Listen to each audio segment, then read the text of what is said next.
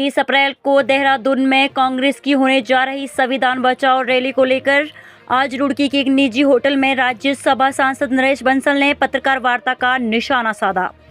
राज्यसभा सांसद नरेश बंसल ने कहा कि कांग्रेस आज संविधान को खतरे में बताते हुए संविधान बचाओ रैली और प्रदर्शन कर रही है, लेकिन आज तक कांग्रेस ने ना तो संविधान का सम्मान किया और ना ही संविधान निर्माता का। उन्होंने कहा कि कांग्रेस ने बाबा साहेब भीमराव अम्बेडकर को भारत रत्न का सम्मान नहीं दिया, वह भी भाजपा सरकार ने दिया, जबकि प्रधानमंत्री जवाहरलाल नेहरू और इंदिरा गांधी ने स्वयं को भारत रत्न का सम्मान पद पर रहते हुए ही दिया।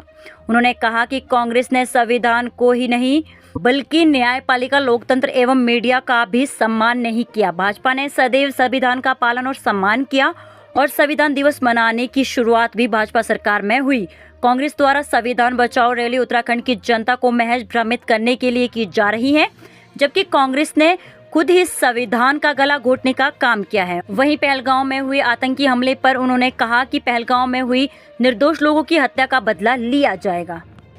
आप है कि वो कांग्रेस जिसने देश की आज़ादी से लेकर आज तक दर्जनों बार संविधान के साथ खिलवाड़ किया है, जिसकी संविधान, लोकतंत्र, विचारों की अभिव्यक्ति, किसी चीज़ में कानून, न्यायालय, किसी चीज़ में भी आस्था नहीं है। समय समय पर ये उसने अपने आचरण, व्यवहार, विचार से व्यक्त किया है। वो कल देश में 30 तारीख को संविधान बचाओ दिवस के नाम पर जनता को भ्रमित और गुमराह करने का काम कर रही है।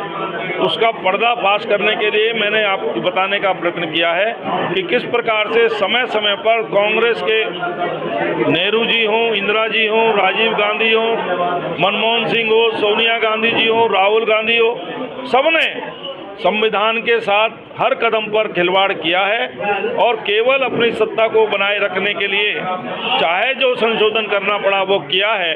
उनको संविधान बचाओ ये उनके मुख से कहना ही अच्छा नहीं लगता है, क्योंकि संविधान को आज कोई खतरा नहीं है। मोदी जी जो संविधान को सिर पर लगा करके उसका सम्मान करते हुए सत्ता में आए हैं, उनके नेतृत्व में संविधान पूर्णतः सुरक्षित है और संविधान की भावना, अंतरात्मा के अनुसार ही सरकार काम कर रही है। बंसल जी, जो जनता चाहती है, जनता की भावना के अनुकूल आतंकवाद को प्रश्रय देने वालों को, आतंकवाद को प्रोत्साहित करने वालों को, संरक्षण देने वालों को, उनकी कल्पना से ज़्यादा सजा मिलेगी। आप बताइए, आप पत्रकार हैं जनता के बीच में, तो आपसे पूछना चाह रहा हूँ, एक हफ्ता हो गया। हम तो जा रहे हैं।